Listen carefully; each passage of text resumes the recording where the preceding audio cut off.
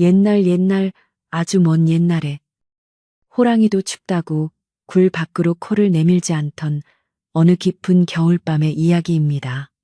온 세상이 하얗게 뒤덮이고 살을 내는 듯한 칼바람이 산과 들을 휘몰아치던 때였는데 하늘에서는 쉬지 않고 굵은 눈송이가 펑펑 쏟아져 내려 사람들의 발길마저 뚝 끊긴 지 오래였습니다.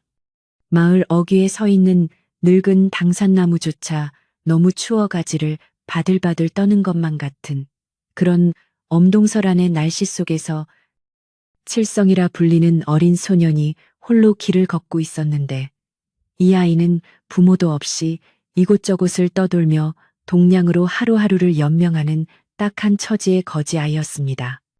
칠성이의 몸에 걸친 것이라고는 구멍이 숭숭 뚫려 찬바람이 그대로 들어오는 얇은 채쩍삼 하나뿐이었으니 그 작은 몸이 얼마나 춥고 시리겠습니까마는 아이는 배고픔을 달래기 위해 꽁꽁 언발을 끌며 눈보라 속을 헤매고 있었습니다. 칠성이는 이날따라 유독 운이 따르지 않아 마을의 어느 집에서도 따뜻한 밥 한 덩이를 얻지 못했는데 대문 앞을 기웃거리며 배고픈 소리를 해보아도 돌아오는 것은 매몰찬 고함과 차가운 눈초리뿐이었습니다. 어느 기와집에서는 하인들이 나와 재수 없다며 소금을 뿌리기도 했고 또 다른 집에서는 개를 풀어 쫓아내는 바람에 칠성이는 혼비백산하여 뒷산 고개로 도망칠 수밖에 없었는데 서러움에 북받쳐 흐르던 눈물조차 뺨 위에서 바로 얼어붙어 버릴 만큼 날씨는 무자비하게 추웠습니다. 해는 이미 서산으로 넘어가 어둑어둑해지기 시작했고 사방에서 들려오는 바람 소리는 마치 굶주린 짐승이 울부짖는 소리처럼 들려와 어린 칠성이의 마음을 더욱더 오그라들게 만들었지만 칠성이는 당장이라도 쓰러질 것 같은 몸을 이끌고 밤을 보낼 만한 비바람 피할 곳을 찾아 산길을 재촉해야만 했습니다. 마을 뒷산을 넘어가는 고갯길은 평소에도 험하기로 소문난 곳이었으나 눈이 무릎까지 쌓인 이 밤에는 그야말로 저승길이나 다름없을 정도로 위험천만한 길이 되어 있었습니다. 칠성이는 감각이 없어진 발가락을 억지로 움직이며 한 발 한 발 눈을 헤치고 나아갔는데 입에서는 하얀 입김이 뿜어져 나왔다가 순식간에 사라지기를 반복했고 백가죽은 등가죽에 달라붙을 정도로 허기가 져서 눈앞이 자꾸만 핑핑 돌았습니다.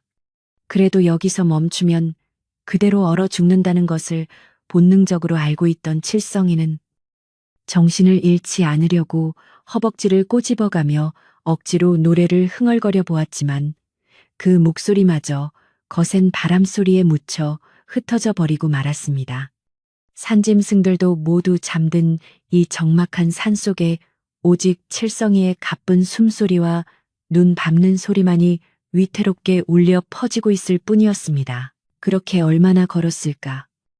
고개 마루턱에 거의 다다랐을 무렵 칠성이의 눈에 길가 바위 옆에 쓰러져 있는 거무튀튀한 물체가 희미하게 들어왔는데 처음에는 그저 눈 덮인 바위나 짐승의 사체라고 생각하여 피해 가려 했습니다. 하지만 가까이 다가갈수록 그것은 사람의 형상을 하고 있었고 칠성이는 가슴이 철렁 내려앉는 것을 느끼며 조심스럽게 그쪽으로 발걸음을 옮겼는데 눈 속에 파묻혀 있는 것은 다름 아닌 여인이었습니다. 칠성이는 화들짝 놀라 뒷걸음질 쳤으나 여인이 입고 있는 옷이 예사롭지 않은 비단옷이라는 것을 알아채고는 호기심과 걱정이 뒤섞인 마음으로 다시 다가가 보았는데 여인의 얼굴은 이미 핏기 하나 없이 하얗게 질려 있었고 입술은 보랏빛으로 변해 숨이 붙어 있는지조차 알 수 없을 지경이었습니다. 칠성이는 덜덜 떨리는 손을 뻗어 여인의 코 밑에 손가락을 대어 보았는데 아주 미약하지만 따뜻한 숨결이 느껴지자 안도의 한숨을 내쉬면서도 이내 더 큰 걱정이 밀려왔습니다. 여인의 몸을 흔들어 깨우려던 칠성이는 여인의 배가 남산만하게 불러 있다는 것을 발견하고는 소스라치게 놀라 털썩 주저앉고 말았는데 그것은 여인이 곧 아이를 낳을 만삭의 임산부였기 때문이었습니다. 이 엄동설안의 홀몸도 아닌 만삭의 몸으로 산길을 넘다가 변을 당한 것이 분명해 보였는데 아마도 친정에 다녀오거나 급한 일이 있어 길을 나섰다가 갑작스러운 폭설과 추위에 지쳐 쓰러진 것 같았습니다. 칠성이는 자신의 코가 석자인 주제에 남을 도울 처지가 아니라는 생각이 들면서도 뱃속의 아기까지 두 생명이 꺼져가고 있다는 사실에 차마 발길을 돌릴 수가 없었습니다. 주변을 둘러보아도 도움을 청할 만한 인가라고는 찾아볼 수 없었고 그렇다고 이 무거운 몸을 이끌고 마을까지 내려가기에는 칠성이의 힘이 턱없이 부족했으니 그야말로 진퇴양난의 상황이었습니다. 칠성이는 잠시 갈등하며 하늘을 쳐다보았는데 무심한 하늘에서는 여전히 눈송이만 펑펑 쏟아지고 있었고 이대로 두면 얼마 지나지 않아 여인과 뱃속의 아기는 꼼짝없이 얼어 죽을 것이 자명했습니다. 칠성이는 자신이 입고 있던 얇디 얇은 태적삼 자락을 꽉 쥐어짜며 결심을 굳혔는데 비록 자신은 천한거지 아이지만 눈앞에서 죽어가는 사람을 보고도 모른 척할 만큼 모진 심성은 아니었기에 칠성이는 자신의 목숨을 걸고서라도 이 여인을 살려야겠다고 마음먹었습니다. 칠성이는 우선 주변에 흩어져 있는 마른 나뭇가지와 낙엽들을 미친 듯이 긁어모아 여인이 누워있는 바위 아래 오목한 곳에 깔아 냉기를 조금이라도 막아보려 애를 썼습니다. 손끝이 찢어지는 듯 아팠지만 칠성이는 멈추지 않고 눈을 파내고 자리를 만든 뒤 힘을 다해 여인을 끌어당겨 그 위에 눕혔는데 여인의 몸은 이미 얼음장처럼 차갑게 굳어 있어 마치 거대한 돌덩이를 옮기는 것만 같았습니다. 칠성이는 자신의 입고 있던 느적삼을 벗어 여인에게 덮어주고 싶었지만 그랬다가는 자신이 당장 얼어 죽어 더 이상 여인을 돌볼 수 없게 될 것이라는 생각에 대신 자신의 체온을 나누어 주기로 결심했습니다. 칠성이는 여인의 꽁꽁언 손을 자신의 겨드랑이에 끼워 넣고 자신의 작은 몸을 여인의 등에 최대한 밀착시켜 웅크리고 앉아 바람을 막아주는 방패가 되었습니다. 시간이 흐를수록 추위는 더욱 매섭게 칠성이의 몸을 파고들었는데 뼈 마디마디가 쑤시고 온몸이 사시나무 떨듯 떨려왔지만 칠성이는 이를 악물고 버텼습니다. 칠성이는 정신이 혼미해지는 것을 막기 위해 끊임없이 여인에게 말을 걸었는데 아주머니, 제발 눈 좀 떠보세요. 여기서 주무시면 안 돼요. 아기가 기다리잖아요. 라고 중얼거리며 여인의 차가운 뺨을 자신의 따뜻한 손으로 비비고 또 비볐습니다. 칠성이의 눈물과 콧물이 범벅이 되어 얼굴을 덮었지만 그는 아랑곳하지 않고 오직 여인의 몸에 온기가 돌기만을 간절히 바라고 또 바랐는데 그 모습은 마치 어미닭이 알을 품듯 숭고하고 애처로워 지나가던 산신령이 보았다면 감동하여 눈물을 흘릴 지경이었습니다. 밤이 깊어지자 산속의 기온은 더욱 곤두박질쳤고 칠성이는 이제 팔다리의 감각조차 느껴지지 않는 지경에 이르러 자신이 살아있는 것인지 죽은 것인지 분간조차 할 수 없게 되었습니다. 눈꺼풀이 천근만근 무거워지며 달콤한 잠의 유혹이 찾아왔는데 저 멀리서 따뜻한 아랫목과 김이 모락모락 나는 흰쌀밥이 칠성이를 오라고 손짓하는 환영이 보이기 시작했습니다. 아, 저기 가서 한 숟갈만 먹으면 소원이 없겠다. 칠성이는 몽롱한 정신 속에서 스르르 눈을 감으려 했지만 그 순간 품 안에 안고 있던 여인의 배에서 툭 하고 태동이 느껴졌습니다. 그 작은 움직임은 마치 살려주세요. 형아하고 뱃속의 아기가 외치는 소리처럼 칠성이의 뇌리에 강렬하게 박혔고 칠성이는 번쩍 눈을 뜨며 다시금 정신을 차릴 수 있었습니다. 안 돼. 내가 잠들면 이 아줌마랑 아기도 다 죽어. 정신 차려. 칠성아 칠성이는 자신의 뺨을 세차게 때리며 다시금 여인의 몸을 주무르기 시작했는데 손은 이미 동상에 걸려 벌겋게 부어올랐지만 멈출 수가 없었습니다. 칠성이는 주변에 눈을 모아 바람이 불어오는 쪽을 막아 벽을 쌓고 자신이 입고 있던 퇴적삼의 깃을 풀어 여인의 목을 감싸주며 자신의 몸에서 나는 열기란 열기는 모두 여인에게 전해지도록 필사적으로 끌어안았습니다. 거지가 가진 것이라고는 비루한 몸뚱이 하나뿐이었지만 그날 밤 칠성이의 몸은 세상 그 어떤 비단 이불보다 따뜻했고 그 어떤 화로보다 뜨거운 열기를 뿜어내고 있었습니다. 칠성이가 그렇게 사경을 헤매며 추위와 싸우고 있을 때 기적처럼 여인의 입에서 얕은 신음소리가 흘러나왔습니다. 아주 작은 소리였지만 그 소리는 적막한 산속에서 천둥소리만큼이나 크게 칠성이의 귀에 들려왔고 칠성이는 너무나 기뻐서 아주머니 들리세요? 제 말이 들리세요? 하고 소리쳤습니다. 여인은 여전히 눈을 뜨지는 못했지만 칠성이의 목소리에 반응하듯 손가락을 까닥거렸고 칠성이는 그 작은 움직임에 희망을 얻어 더욱더 힘을 내어 여인을 간호했습니다.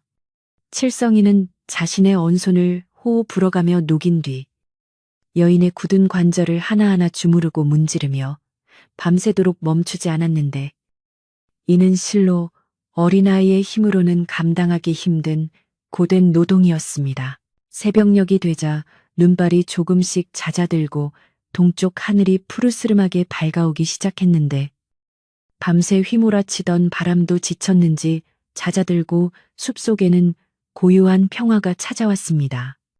칠성이는 탈진하여 여인의 가슴에 머리를 기댄 채 헐떡이고 있었는데 온몸의 기력이 다 빠져나가 손가락 하나 까딱할 힘조차 남아있지 않았습니다. 하지만 칠성이는 여인의 몸이 어젯밤보다는 훨씬 따뜻해졌다는 것을 느낄 수 있었고 규칙적으로 오르내리는 여인의 숨결을 확인하며 안도감에 젖어들었습니다. 칠성이의 얼굴은 숯검댕이와 눈물 자국으로 엉망이 되었지만 그 눈빛만은 밤하늘의 별처럼 맑고 초롱초롱하게 빛나고 있었습니다. 마침내 아침 해가 산봉우리 위로 붉게 솟아오르며 눈 덮인 세상을 황금빛으로 물들이기 시작하자 여인의 속눈썹이 파르르 떨리더니 천천히 눈이 떠졌습니다. 여인은 처음에는 자신이 어디에 있는지 무슨 일이 있었는지 파악하지 못해 멍한 눈으로 하늘을 올려다보다가 이내 자신의 몸을 따뜻하게 감싸고 있는 낯선 온기를 느끼고 고개를 돌렸습니다. 그곳에는 대적삼 하나만 걸친 채 파랗게 질린 입술로 자신을 바라보고 있는 꼬마 거지가 있었는데 여인은 그 아이가 밤새 자신을 살리기 위해 사투를 벌였다는 사실을 본능적으로 깨달았습니다. 여인의 눈시울이 붉어지며 눈물이 주르륵 흘러내렸고 칠성이는 그런 여인을 보며 해맑게 웃어 보였습니다. 아주머니, 이제 살았어요. 우리가 살았어요. 칠성이의 목소리는 갈라지고 쉬어 있었지만 그 속에 담긴 진심과 안도는 여인의 가슴을 깊게 울렸습니다. 여인은 떨리는 손을 들어 칠성이의 얼음장 같은 뺨을 어루만지며 고맙다. 정말 고맙다. 네가 우리 모자를 살렸구나. 라고 겨우겨우 목소리를 짜내어 말했습니다. 여인의 따뜻한 손길이 닿자 칠성이는 그제야 긴장이 풀리며 왈칵 눈물을 쏟아냈는데 그것은 서러움의 눈물이 아니라 생명을 지켜냈다는 벅찬 감동의 눈물이었습니다. 두 사람은 눈 덮인 산길 위에서 서로를 의지하며 한참 동안이나 말없이 흐느꼈는데 그 모습은 차가운 겨울산을 녹일 만큼 따뜻하고 아름다운 풍경이었습니다. 여인은 힘겹게 몸을 일으키려 했지만 오랜 추위와 임신한 몸으로 인해 다시 비틀거렸고 칠성이는 재빨리 여인을 부축하여 자신의 어깨를 빌려주었습니다. 아주머니, 제가 마을까지 모셔다 드릴게요. 조금만 더 힘을 내세요. 칠성이는 자신의 몸도 성치 않으면서 여인을 위해 씩씩하게 말했고, 여인은 그런 칠성이가 기특하고 고마워 연신 고개를 끄덕였습니다. 밤새 쌓인 눈 위로 두 사람의 발자국이 나란히 찍히며 죽음의 문턱을 넘었던 그들의 고난은 이제 끝난 것처럼 보였지만 이것이 칠성이에게 닥칠 또 다른 시련과 인연의 시작임을 그때는 아무도 알지 못했습니다. 산 아래 마을에서는 아침을 짓는 연기가 모락모락 피어오르고 있었고 칠성이는 여인을 부축하여 그 연기를 향해 천천히 아주 천천히 발걸음을 옮기기 시작했습니다. 눈보라가 멈춘 뒤의 산길은 그야말로 눈부시게 하얀 세상이었지만 그 길을 내려오는 칠성이와 여인의 걸음은 천근만근 무거웠습니다. 칠성이는 자신의 어깨가 빠질 듯이 아파왔지만 이를 악물고 여인을 부축하며 한 걸음 한 걸음 조심스럽게 발을 내디뎠는데 마을 어귀에 다다랐을 때쯤에는 이미 해가 중천에 떠올라 있었습니다. 마을 사람들은 밤새 내린 눈을 치우러 나왔다가 거지 몰골을 한 아이가 비단 옷을 입은 귀한 마님을 부축해오는 기이한 광경을 보고는 입을 다물지 못했습니다. 개들이 컹컹 짖어대고 아이들이 몰려나와 구경을 하는 통에 마을은 순식간에 시끌벅적해졌는데 여인은 흐릿한 눈으로 주변을 둘러보다가 익숙한 기와집 담장을 발견하고는 안도의 한숨을 내쉬며 그대로 다리에 힘이 풀려 주저앉고 말았습니다. 그곳은 마을에서 제일 가는 부자이자 인심 좋기로 소문난 김진사댁이었는데 여인은 바로 그 집의 안주인이었던 것입니다. 대문이 활짝 열리고 마당을 쓸던 하인들이 웅성거리며 달려나왔는데 그들은 자신들의 안주인이 거지 아이의 부축을 받으며 파김치가 되어 돌아온 모습을 보고 소스라치게 놀라 비명을 질렀습니다. 마니, 이게 무슨 병고입니까? 하녀들이 울며 불며 달려들어 여인을 부축했고 건장한 머슴들이 나와 여인을 업어 안채로 모셨는데 그 소란스러운 와중에 칠성이는 쭈뼛거리며 대문 기둥 뒤로 몸을 숨길 수밖에 없었습니다. 칠성이는 방금 전까지 생사를 함께했던 사이였지만 으리으리한 기와집과 깨끗한 옷을 입은 사람들 앞에서는 다시 초라한 거지 아이로 돌아와 위축될 수밖에 없었던 것입니다. 그때 안채로 들어가던 여인이 가마에서 내리듯 힘겹게 고개를 돌려 다급한 목소리로 외쳤습니다. 저 아이를 귀하게 모셔라. 내 생명의 은인이니라. 어서 뜨끈한 아랫목을 내어주고 밥상을 차려오너라. 여인의 그 한마디는 서리빨 같은 위엄이 서려 있어 마당에 있던 모든 이들이 일제히 칠성이를 쳐다보게 만들었습니다. 그때 안채 깊숙한 곳에서 매서운 눈매를 가진 사내 하나가 뒷짐을 지고 천천히 걸어 나왔는데 그는 이 집의 살림을 도맡아 하는 마름 최 씨였습니다.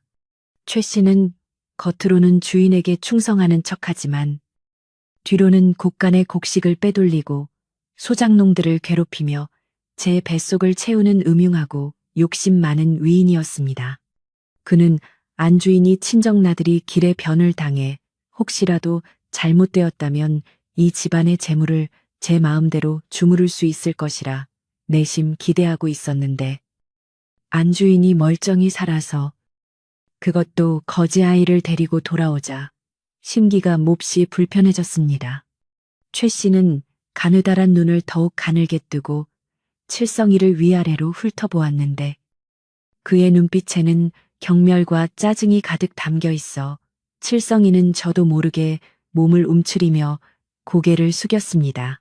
최 씨는 짐짓 걱정하는 척하며 안주인이 들어간 방 쪽을 향해 큰 소리로 마님, 천만다행입니다. 요 하늘이 도우셨습니다. 라고 외치고는 이내 표정을 싹 바꾸어 칠성이에게 다가와 낮게 으르렁거렸습니다. 어디서 굴러먹던 개뼈다귀 같은 놈이 감히 대감마님 댁 문지방을 넘보느냐 썩 꺼지지 못할까. 최 씨의 호통에 칠성이는 기어들어가는 목소리로 마님께서 라며 말끝을 흐렸지만 최 씨는 들은 척도 하지 않고 하인들을 향해 눈짓을 했습니다. 하지만 방금 전 안주인의 불호령을 들은 하인들은 쭈뼛거리며 어찌할 바를 몰랐고 그제야 최 씨는 안주인의 명이 있었다는 것을 깨닫고는 억지로 입꼬리를 비틀어 올리며 칠성이의 등을 떠밀었습니다. 마님께서 명하셨으니 밥 한 끼는 주마. 따라오너라. 최 씨는 칠성이를 안주인이 명한 따뜻한 사랑채나 별채가 아닌 머슴들이 묵는 행랑채 구석의 헛간 같은 방으로 데려갔습니다. 그 방은 오랫동안 사람의 손길이 닿지 않아 먼지가 뽀얗게 쌓여 있었고 문풍지는 찢어져 바람이 숭숭 들어오는 곳이었지만 칠성이에게는 눈보라치는 산속보다는 100배, 1000배 나은 곳이었습니다. 최 씨는 방바닥에 거적대기 하나를 툭 던져주며 말했습니다. 여기 얌전히 처박혀 있어라. 괜히 집안 어슬렁거리다가 물건이라도 없어지면 내 놈짓인 줄 알 테니. 그리고 마님 앞에서는 주둥이 조심해야 한다. 내 놈이 살려준 게 아니라 마님 운이 좋아서 산 것이야. 알겠느냐? 최 씨는 칠성이의 공을 가로채거나 깎아내리려는 심사가 뻔히 보이는 말을 내뱉고는 쾅 하고 문을 닫고 나가버렸습니다. 칠성이는 어두컴컴한 방 안에 홀로 남겨졌지만 원망보다는 안도감이 먼저 밀려왔습니다. 그래도 이게 어디야? 얼어 죽지 않고 살아난 게 어디야? 칠성이는 찢어진 문풍지 사이로 들어오는 햇살 한 줌에 감사하며 차가운 방바닥에 쪼그리고 앉아 굳은 다리를 주물렀습니다. 잠시 후 부엌 어멈이 작은 소반에 밥상을 차려들고 들어왔는데 김이 모락모락 나는 흰 쌀밥과 뜨끈한 시래기 된장국 그리고 잘 익은 김치 한 보시기가 놓여 있었습니다. 칠성이는 태어나서 그렇게 훌륭한 밥상을 처음 받아보았기에 눈이 휘둥그레져서 침을 꿀꺽 삼켰습니다. 부엌 어멈은 칠성이를 측은하게 바라보며 많이 먹거라. 마님께서 특별히 고봉밥으로 풀어 하셨다. 에구, 어린 것이 그 산속에서 얼마나 고생을 했을꼬 하며 혀를 찼습니다. 칠성이는 허겁지겁 숟가락을 들어 국물을 한 모금 떠먹었는데 뜨거운 국물이 목을 타고 넘어가 얼어붙었던 내장을 녹이자 온몸에 전율이 흐르는 것 같았습니다. 밥알 하나하나가 꿀맛 같았고 아삭한 김치는 입맛을 돋워주어 칠성이는 순식간에 밥 한 그릇을 뚝딱 비워냈습니다. 배가 부르자 그제야 긴장이 풀리며 노곤함이 몰려왔고 칠성이는 거적대기를 덮고 웅크린 채 깊은 잠에 빠져들었습니다. 꿈속에서 칠성이는 따뜻한 어머니의 품에 안겨있는 꿈을 꾸었는데 그 품이 너무나 포근하여 영원히 깨고 싶지 않을 정도였습니다. 칠성이가 단잠을 자는 동안 안채에서는 의원이 다녀가고 약을 다리는 냄새가 진동하며 분주한 시간이 흘러갔습니다. 한편 최 씨는 사랑채 마루에 앉아 곰방대를 두드리며 심통 사나운 얼굴로 머리를 굴리고 있었습니다. 안주인이 돌아온 것은 유감이지만 뱃속의 아이까지 무사하다니 이 집안의 대가 끊기길 바랐던 그의 계획은 물거품이 될 위기에 처했습니다. 게다가 웬 거짓 놈이 굴러들어와 은인 행세를 하니 만약 안주인이 그 아이를 양자라도 삼거나 큰 상을 내린다면 자신의 입지가 좁아질 것이 뻔했습니다. 최 씨는 교활한 눈을 굴리며 중얼거렸습니다. 저놈을 어떻게든 쫓아내야 해. 그냥 두었다가는 내 밥그릇까지 뺏길라. 최 씨는 하인들을 불러 모아놓고 은근슬쩍 헛소문을 퍼뜨리기 시작했습니다. 야, 너희들 들었냐? 저 거지놈이 산속에서 마님 정신이 혼미한 틈을 타서 비녀를 훔치려다 들켰다더라. 순박한 하인들은 최 씨의 말을 곧이곧대로 믿지는 않았지만 설마요. 그래도 생명의 은인이라는데 하며 반신반의하는 분위기였습니다. 그러자 최 씨는 더욱 목소리를 높여 아니, 땐 굴뚝에 연기 나겠느냐. 원래 거지 근성은 어쩔 수 없는 법이야. 너희들도 조심해라. 국간 열쇠 단속 잘하고 안채 물건 없어지면 다 너희들 책임인 줄 알아라. 하며 엄포를 놓았습니다. 최 씨의 이간질은 집요하고 끈질겨서 시간이 지날수록 하인들 사이에는 칠성이에 대한 의심의 눈초리가 조금씩 싹트기 시작했습니다. 칠성이가 마당에 나가기만 해도 하인들은 수군거리며 피했고 칠성이가 빗자루라도 들고 도우려 하면 어허, 손대지 마라. 물건 탄다.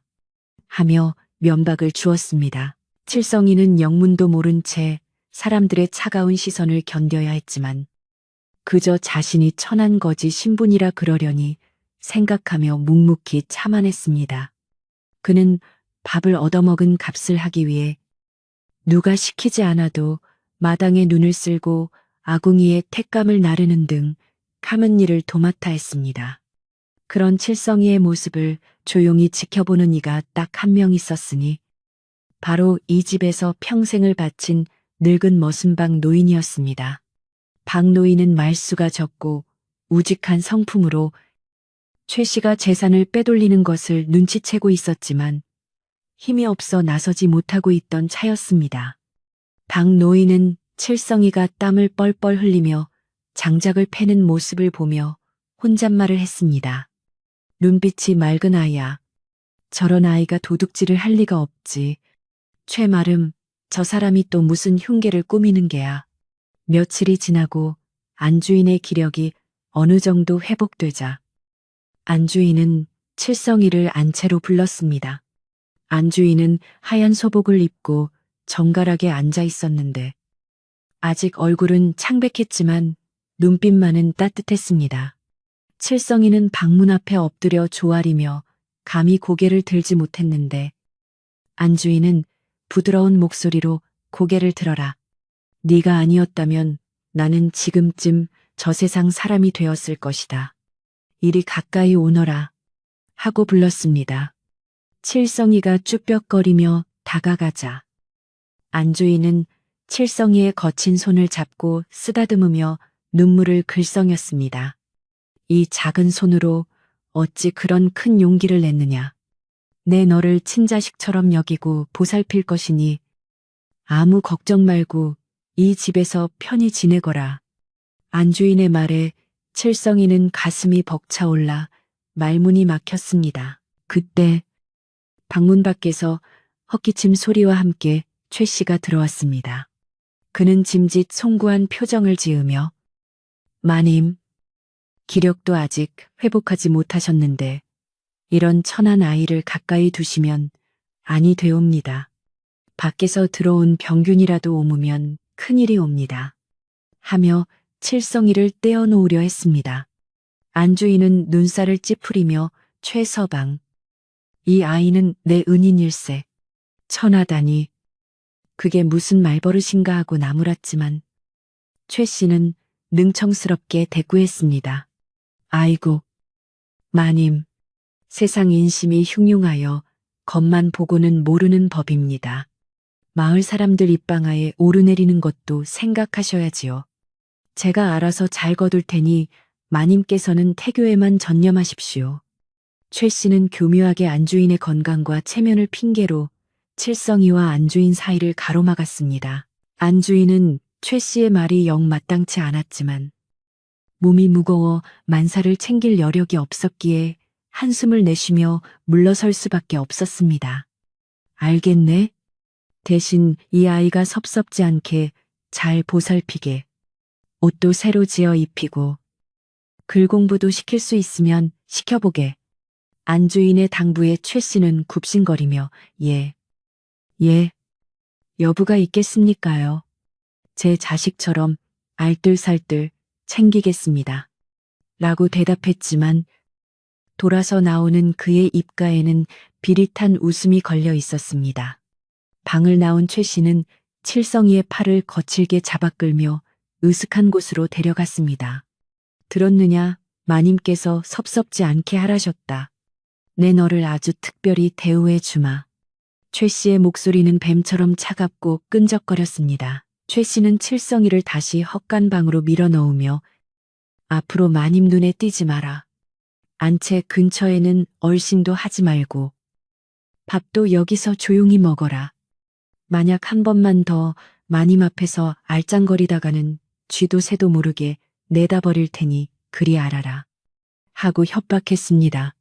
그리고는 칠성이에게 주어지는 밥의 양을 절반으로 줄이고 반찬도 먹다 남은 찌꺼기 같은 것을 던져주도록 부엌어멈을 닥달했습니다. 부엌어멈은 최 씨가 무서워 어쩔 수 없이 따랐지만 몰래 누룽지나 고구마를 칠성이에게 쥐어주며 미안해했습니다. 칠성이는 배가 고프고 서러웠지만 안주인의 따뜻했던 손길과 눈빛을 기억하며 꾹 참았습니다. 마님은 나를 믿어주셔. 최마름 아저씨가 아무리 괴롭혀도 나는 마님 은혜를 갚아야 해. 그러던 어느 날 마을에 흉흉한 소문이 돌기 시작했는데 김진사 댁에 들어온 거지. 아이가 사실은 도둑 패거리의 첩자라는 헛소문이었습니다. 물론 이 소문의 근원지는 최 씨였는데 그는 장터 주막에 앉아 술을 마시며 사람들에게 글쎄 그놈 눈빛이 예사롭지가 않아.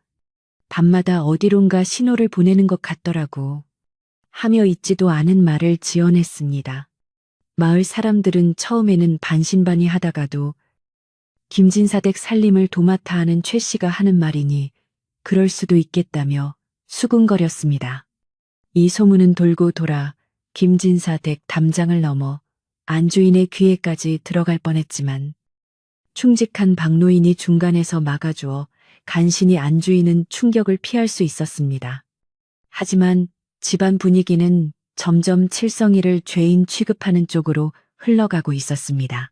칠성이는 이런 상황을 아는지 모르는지 낮에는 장작을 패고 밤에는 집신을 삼으며 묵묵히 제 할 일을 했습니다. 칠성이의 손은 거칠어지고 터져 피가 났지만 그는 불평 한마디 하지 않았습니다. 그러던 중 안주인의 출산이 임박해오자 집안은 다시 비상이 걸렸습니다. 예정일보다 일찍 진통이 찾아온 것인데 하필이면 그날 밤 또다시 큰 눈이 내리기 시작했습니다.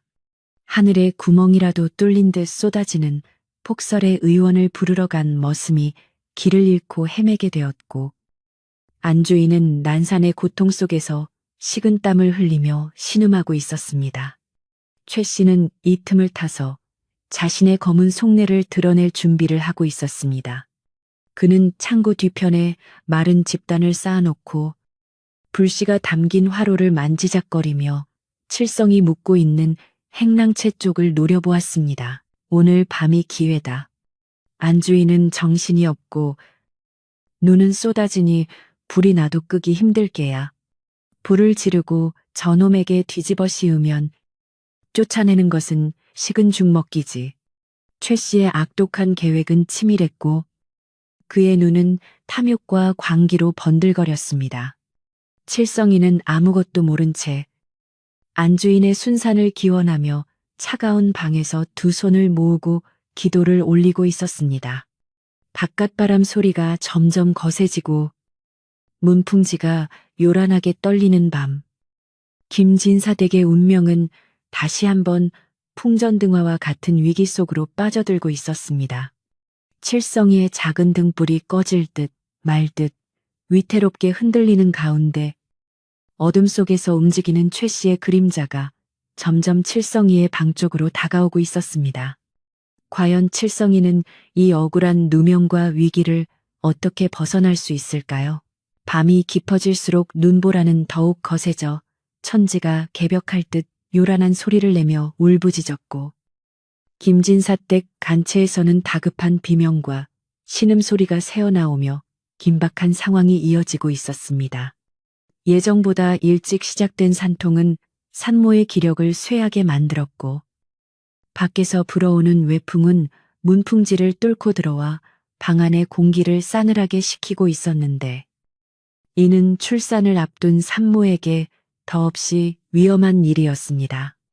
의원을 모시러 갔던 머슴은 허리까지 차오른 눈 때문에 고개를 넘지 못하고 빈손으로 돌아와 발만 동동 구르고 있었고, 집안의 나이 지긋한 친모가 급한 대로 산파 역할을 하며 물을 데우고 수건을 준비하느라 정신이 없었습니다.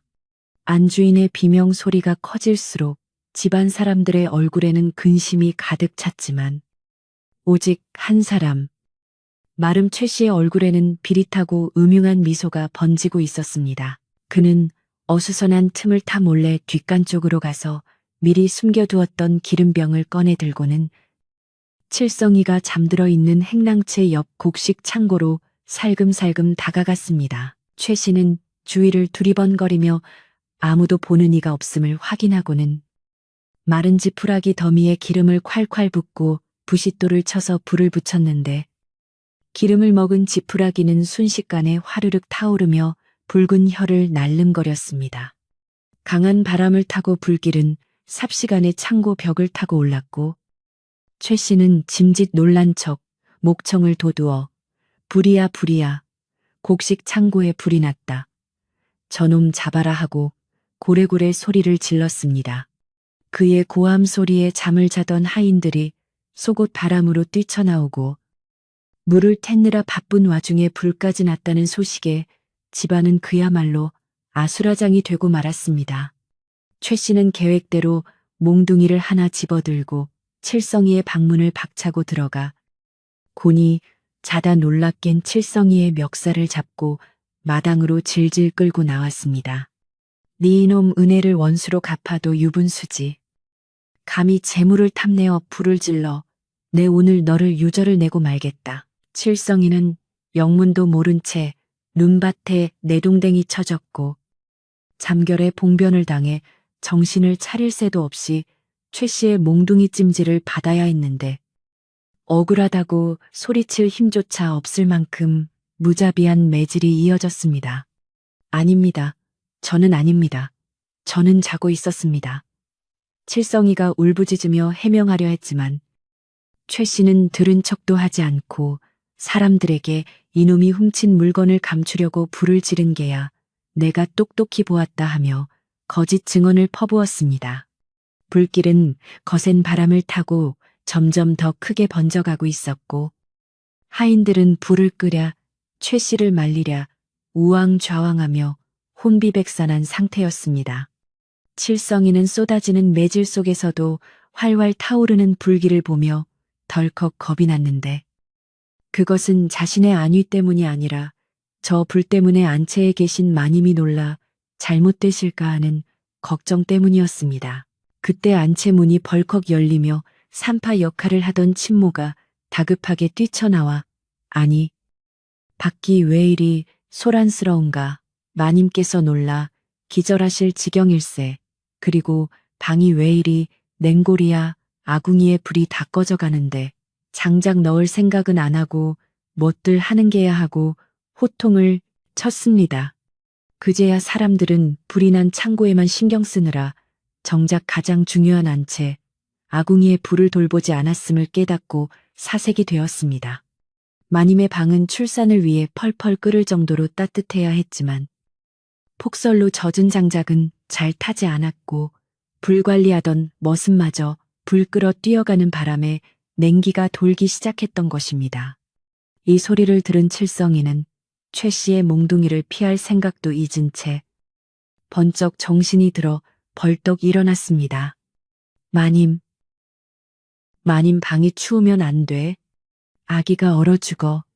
칠성이는 최 씨가 다시 몽둥이를 휘두르려는 찰나 다람쥐처럼 재빠르게 몸을 비틀어 빠져나간 뒤 창고 쪽이 아닌 안채 부엌을 향해 전력으로 질주하기 시작했습니다. 최 씨는 칠성이가 도망가는 줄 알고 저놈 잡아라, 도둑놈 도망간다 하고 고함을 치며 뒤를 쫓았지만 칠성이의 목적지는 오직 아궁이 앞이었습니다. 부엌에 도착한 칠성이는 꺼져가는 불씨를 살리기 위해 젖은 장작 대신 마른 잎과 장가지들을 미친 듯이 긁어모아 아궁이 속으로 밀어 넣었습니다. 제발 타올라라. 우리 마님 따뜻하게 해드려야 해. 칠성이는 입으로 후후 바람을 불어넣으며 눈물겨운 사투를 벌였고 매캐한 연기가 눈과 코를 찔러도 멈추지 않았습니다. 뒤따라온 최 씨는 칠성이가 아궁이 앞에 웅크리고 있는 것을 보고는 칠성이가 안채로 숨어들어가 물건을 훔치거나 해코지를 하려는 것으로 매도하며 달려들었습니다. 이 독한 놈 기어이 안방까지 들어가려느냐. 최 씨는 칠성이의 뒷덜미를 낚아채어 바닥에 패대기 치고는 무자비하게 발길질을 해댔습니다. 칠성이는 바닥을 구르면서도 아궁이 문고리를 놓지 않으려 안간힘을 썼는데 그의 손등은 이미 까져서 피가 흐르고 있었지만 칠성이의 머릿속에는 오직 방을 데워야 한다는 일념뿐이었습니다. 아저씨, 때려도 좋아요. 제발 불만 떼게 해주세요. 마님 방이 식었어요. 아기가 나온단 말이에요. 칠성이의 처절한 외침은 눈보라 소리에 묻혀 최 씨의 귀에는 들리지 않았거나 들려도 무시당하고 있었습니다. 최 씨는 칠성이를 완전히 제압했다고 생각하고 다시 몽둥이를 들어 마지막 일격을 가하려 했는데 바로 그 순간 어둠 속에서 누군가의 억센 손이 최 씨의 팔목을 덥석 움켜잡았습니다. 최 씨가 놀라 돌아보니 평소 말없이 일만 하던 늙은 머슴박 노인이 횃불을 들고 무서운 형상으로 서 있었습니다. 박 노인의 눈에서는 평소 볼 수 없었던 서슬퍼런 분노가 이글거리고 있었고 그는 최 씨의 팔을 비틀어 몽둥이를 떨어뜨리게 만든 뒤 낮은 목소리로 일갈했습니다. 최마름, 그만두게. 하늘이 보고 있고 땅이 보고 있네. 자네 손에서 나는 이 기름 냄새가 무엇인지 내모를 줄 아는가.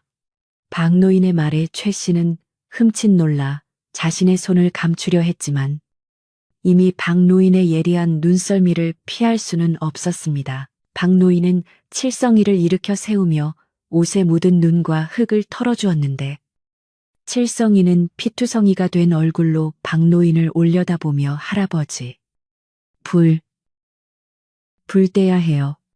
마님 추우세요. 하고 울먹였습니다.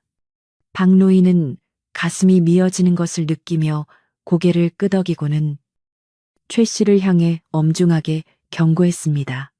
지금 창고 불은 다른 머슴들이 잡았으니 자네는 썩 물러가게.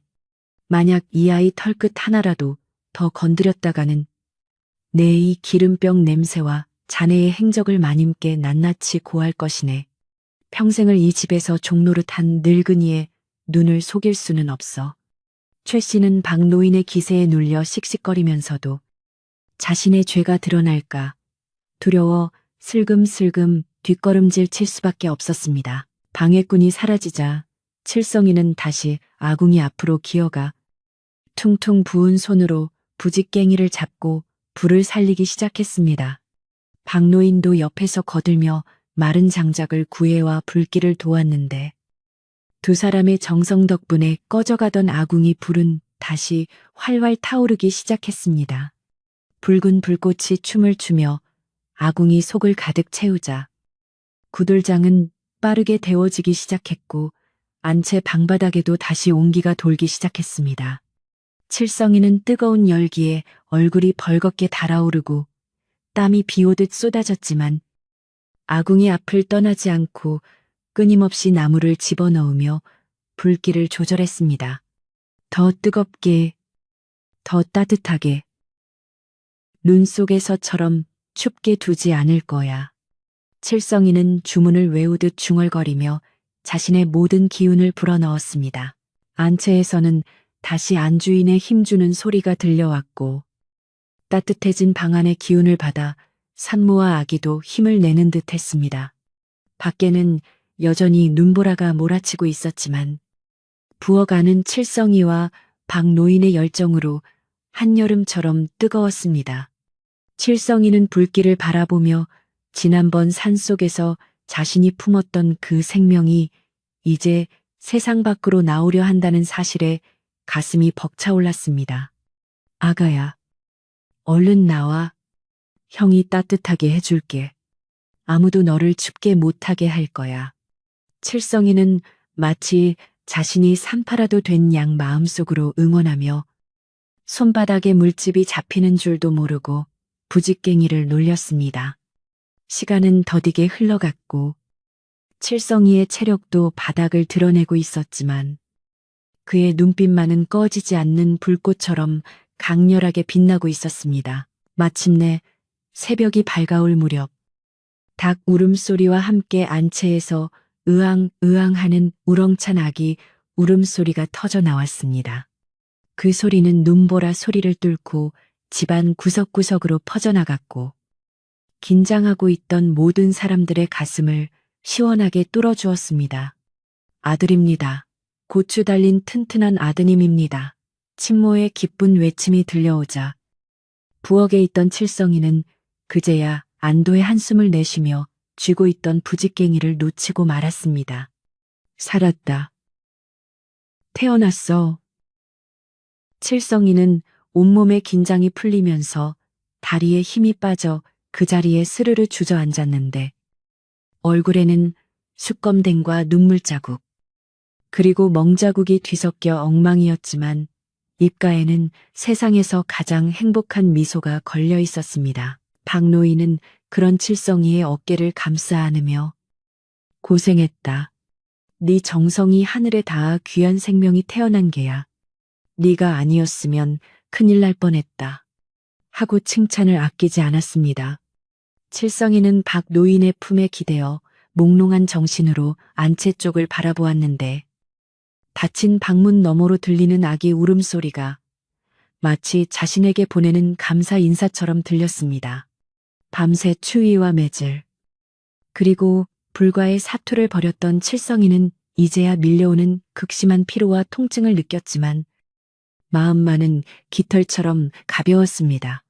하지만 밖에서는 아직 최 씨가 자신의 죄를 덮기 위해 또 다른 거짓말을 꾸며내고 있을지 모르는 일이었습니다. 한편 최 씨는 자신의 방에 틀어박혀 분을 사귀며 불안에 떨고 있었습니다. 계획했던 방화는 실패로 돌아갔고 오히려 박노인에게 약점만 잡힌 꼴이 되었으니 입장이 난처해진 것입니다. 그는 머리를 쥐어뜯으며 박노인 저 늙은이가 입을 열면 끝장이야. 마님이 깨어나시기 전에 술을 써야 해. 칠성이 저놈을 아예 멀리 팔아버리든가 해야지 원. 하고 중얼거렸습니다. 그러나 밖에서 들려오는 아기 울음소리와 하인들의 환호성은 최 씨를 더욱 고립되게 만들었고 그는 이제 도간에 든 쥐꼴이 되어가고 있었습니다. 날이 밝으면 모든 것이 드러날 것이라는 두려움이 엄습해오자 최 씨의 눈동자는 더욱 불안하게 흔들렸습니다. 아침 햇살이 눈 덮인 마당을 비추자 김진사 댁은 경사스러운 분위기에 휩싸였습니다. 마을 사람들도 아기 울음소리를 듣고 하나둘씩 대문 앞으로 모여들어 축하 인사를 건넸고 하인들은 떡과 밥을 나누어주며 기쁨을 함께했습니다. 그러나 정작 1등 공신인 칠성이는 부엌 한 구석 집단 위에 쓰러져 끙끙 앓고 있었는데 밤새 맞은 매와 화상, 그리고 탈진으로 인해 열이 불덩이처럼 오르고 있었습니다. 박노인은 안타까운 마음에 칠성이의 이마에 물수건을 올려주며 곁을 지켰지만 안주인은 출산 직후라 아직 이 사실을 모르고 있었고 칠성이의 운명은 여전히 살얼음판 위를 걷는 듯 위태로워 보였습니다. 그때 안채 방문이 열리고 안주인이 힘없는 목소리로 친모를 불렀습니다. 박친모, 칠성이는 어찌 되었는가? 내 어젯밤 꿈결에 그 아이가 불을 지키는 것을 본 것 같은데. 안주인은 혼미한 정신 속에서도 자신을 살려준 칠성이의 존재를 느끼고 있었던 것입니다. 친모는 잠시 머뭇거리다가 마님, 그게 최마름은 칠성이가 불을 질렀다고 하고 박노인은 칠성이가 불을 껐다고 하니 누구 말이 옳은지 모르겠습니다요. 하고 조심스럽게 고했습니다. 안주인의 눈빛이 순간 날카로워졌습니다. 그녀는 본능적으로 진실이 무엇인지 감지하고 있었고, 이제 어미로서, 그리고 집안의 주인으로서 사리분별을 해야 할 때가 왔음을 깨달았습니다. 과연 안주인은 이 얽히고 설킨 오해와 음모를 풀어내고 칠성이의 억울함을 달래줄 수 있을까요? 눈보라가 멈추고 햇살이 눈부시게 쏟아지는 아침이었지만 김진사 댁의 안방에는 여전히 팽팽한 긴장감이 감돌고 있었습니다. 안주인은 갓 태어난 아기를 품에 안고 젖을 물리면서도 마음 한구석에 자리 잡은 의구심을 떨치지 못해 굳은 표정을 하고 있었습니다. 출산의 고통 속에서도 희미하게 들려오던 칠성이의 처절한 외침과 최 씨의 고함 소리, 그리고 박노인의 묵직한 목소리가 귓가에 맴돌았기 때문입니다. 안주인은 몸을 추스르자마자 안방문을 활짝 열고 엄숙한 목소리로 말했는데, 최마름과 박노인, 그리고 칠성이를 지금 당장 내 앞으로 데려오라. 내 오늘 밤에 있었던 일의 시시비비를 명백히 가려야겠다. 라는 서슬 퍼런 명령이 떨어졌습니다. 하인들은 마님의 기세에 눌려 서둘러 세 사람을 찾아 나섰고 집안에는 폭풍전야와 같은 고요함이 흘렀습니다. 잠시 후 최 씨가 먼저 쭈뼛거리며 안방 마루 끝에 무릎을 꿇었는데 그의 얼굴에는 억지스러운 억울함과 감출 수 없는 초조함이 뒤섞여 있었습니다. 그는 안주인의 눈을 똑바로 쳐다보지 못한 채 바닥만 응시하며 마님, 몸조리 하셔야 할 때에 이런 소란을 피워 송구하옵니다. 하오나 그 거제아이가 앙심을 품고 불을 지른 것은 명백한 사실이옵니다. 라고 선수를 쳐서 칠성이를 모함하려 들었습니다. 최 씨는 자신의 죄가 드러날까 두려워 목소리를 높였지만 그 떨리는 목소리는 오히려 그의 불안한 심리를 그대로 드러내고 있을 뿐이었습니다. 안주인은 아무런 대꾸 없이 차가운 눈빛으로 최 씨를 내려다 보았는데 그 침묵이 최 씨를 더욱 오그라들게 만들었습니다. 그 뒤를 이어 박노인이 축 늘어진 칠성이를 업고 들어와 마당에 조심스럽게 내려놓았는데 칠성이의 몰골은 차마 눈뜨고 볼 수 없을 만큼 처참했습니다. 얼굴은 멍투성이에 퉁퉁 부어 있었고 손과 발은 동상과 화상으로 엉망진창이 되어 있었으며 의식조차 없이 가쁜 숨만 몰아쉬고 있었습니다. 안주인은 칠성이의 참혹한 모습을 보자마자 가슴이 철렁 내려앉아 비명을 지를 뻔했으나 이내 입술을 깨물며 냉정을 되찾으려 애썼습니다. 박노인은 칠성이 옆에 무릎을 꿇고 앉아 품속에서 무언가를 꺼내 놓았는데 그것은 다름 아닌 그을음이 잔뜩 묻은 기름병이었습니다. 박노인은 담담하지만 힘있는 목소리로 입을 열었습니다. 마님, 이 기름병은 최마름이 평소 뒷간 뒤에 숨겨두었던 것입니다. 어젯밤 창고에 불이 날 때 최마름의 손에서 이 기름 냄새가 진동하는 것을 제 코로 똑똑히 맡았습니다. 박노인의 증언에 최 씨는 이 늙은이가 노망이 났나 어디서 감히 거짓을 고하느냐 하며 펄쩍 뛰었지만 박노인은 눈 하나 깜짝하지 않고 말을 이었습니다. 칠성이는 불을 지른 것이 아니라 만인방이 식을까봐 목숨을 걸고 아궁이 불을 지켰습니다. 제가 달려왔을 때 이 아이는 최마름에게 몽둥이 찜질을 당하면서도 아궁이 문고리를 놓지 않고 있었습니다.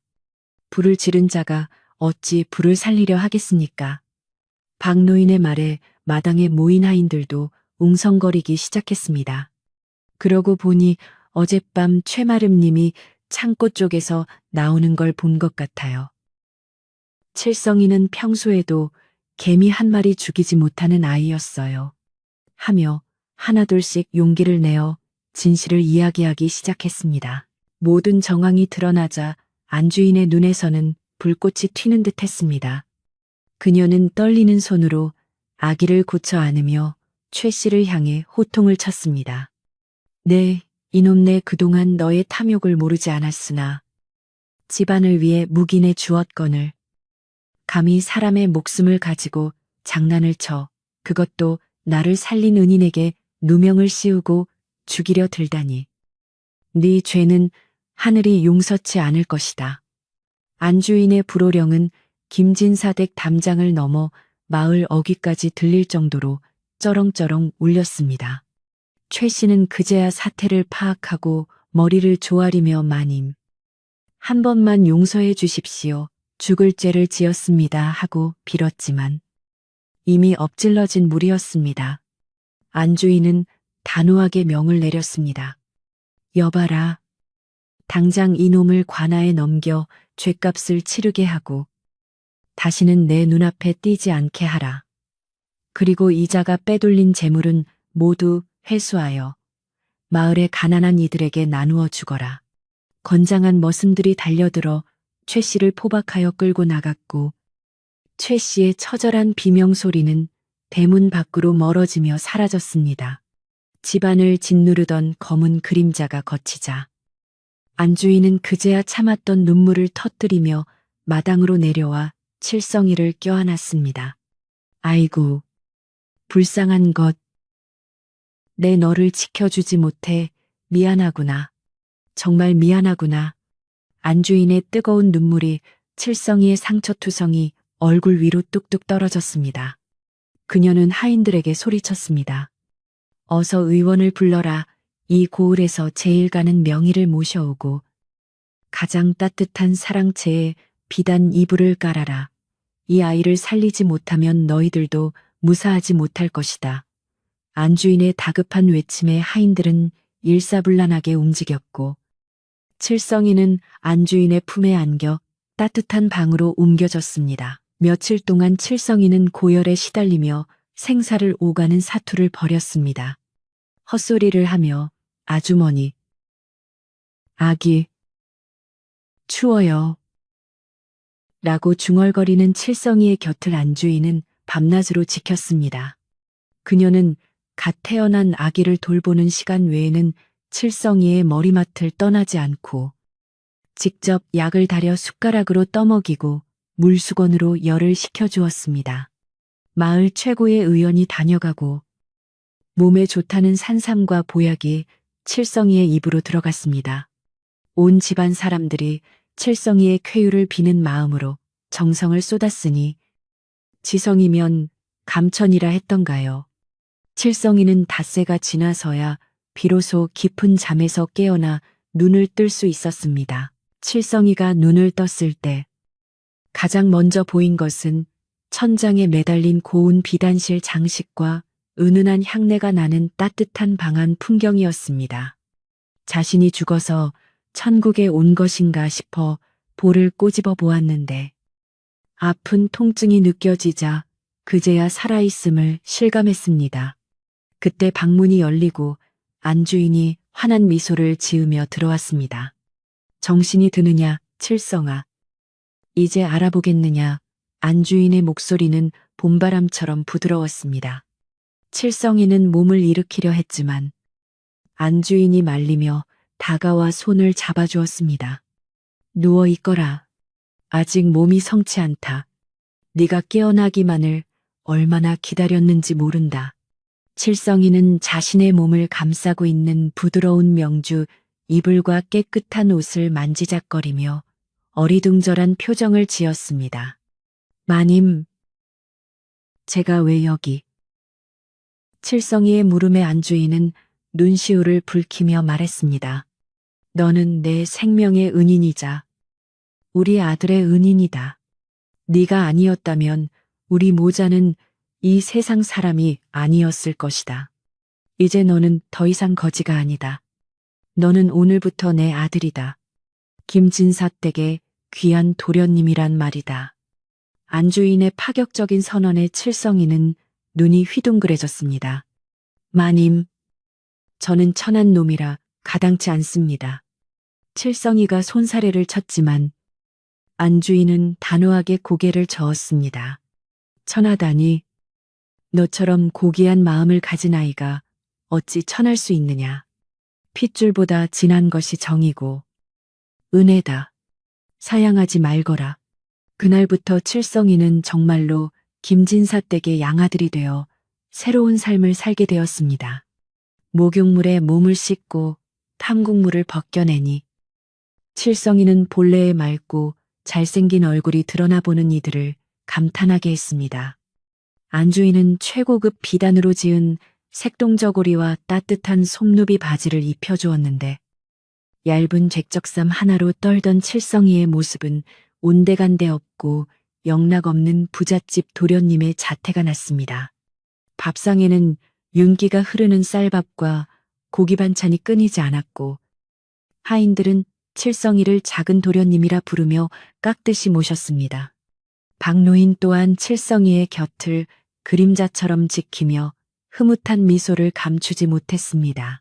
시간은 흘러 매서웠던 겨울바람이 물러가고 어느덧 남쪽에서 따뜻한 봄바람이 불어오기 시작했습니다. 마당에 눈이 녹아내린 자리에는 파릇파릇한 새싹이 돋아나고 담장 밑에는 노란 개나리가 수줍게 꽃망울을 터뜨렸습니다. 김진사 댁 마루에는 따스한 햇살이 가득 내리쬐고 있었는데 그곳에는 건강하게 자란 아기를 무릎에 앉히고 젖병을 물리는 칠성이의 모습이 보였습니다. 칠성이는 아기의 통통한 볼을 쓰다듬으며 아가야, 형아가 널 얼마나 기다렸는지 아니 무럭무럭 자라서 형이랑 연 날리러 가자 하고 다정하게 속삭였습니다. 아기는 칠성이의 목소리를 알아듣기라도 하는 듯 방긋방긋 웃으며 옹알이를 했습니다. 안주인은 그 평화로운 모습을 멀리서 지켜보며 깊은 감사와 행복을 느꼈습니다. 엄동설안의 추위 속에서 피어난 작은 인연이 이토록 아름다운 결실을 맺을 줄 누가 알았겠습니까? 칠성이는 자신이 베푼 헌신에 대한 보답으로 따뜻한 가족과 보금자리를 얻었고 안주인은 생명을 구해준 아이를 품음으로써 집안의 복을 더욱 키우게 되었습니다. 마을 사람들은 김진사 댁의 이야기를 전하며 착한 일을 하면 반드시 복을 받는다는 옛말이 틀리지 않음을 아이들에게 가르쳤습니다. 어느 날 저녁, 온 가족이 둘러앉아 팥죽을 먹는 자리에서 칠성이는 문득 창밖을 바라보았습니다. 밤하늘에는 별이 총총히 빛나고 있었고 더 이상 찬바람 소리는 들리지 않았습니다. 칠성이는 입안 가득 퍼지는 달콤하고 따뜻한 팥죽을 삼키며 생각했습니다. 그날 밤 춥고 배고팠던 그 산길이 나에게는 가장 큰 행운의 길이었구나. 칠성이는 옆에서 자신을 바라보는 어머니 안주인과 동생을 보며 환하게 웃었습니다. 그 미소는 세상 그 어떤 보석보다 빛나고 아름다웠습니다. 이제 밤이 깊었습니다. 김진사 댁의 불도 하나둘 꺼지고 칠성이도 포근한 이불 속으로 들어갔습니다. 옛날 이야기는 여기서 끝이 나지만 칠성이와 그 가족이 나누는 따뜻한 정은 오래오래 계속되었을 것입니다. 오늘 밤 여러분의 꿈속에도 칠성이의 따뜻한 마음과 같은 포근한 온기가 깃들기를 바랍니다. 혹시 압니까? 꿈속에서 비단 옷을 입은 칠성이가 나타나 따뜻한 손을 잡아줄지요. 밖은 여전히 어둡고 춥지만 마음만은 봄날의 햇살처럼 따뜻하게 간직하시길 바라며 이만 이야기를 줄이겠습니다. 모두들 걱정 근심 내려놓으시고 칠성이처럼 따뜻한 아랫목에서 꿀잠 주무시길 바랍니다. 안녕히 주무세요.